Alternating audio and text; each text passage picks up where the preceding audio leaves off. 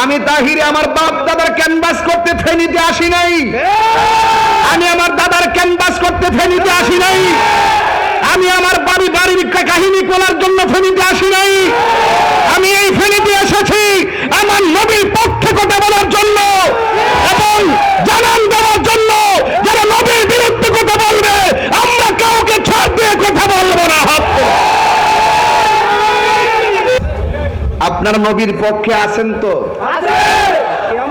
ওলি আল্লাহর পক্ষে আছেন তো? আহলে বায়াতের পক্ষে আছেন তো? ইমাম হুসাইন বাতিলদের বিরুদ্ধে যুদ্ধ করে রক্ত দিয়েছেন।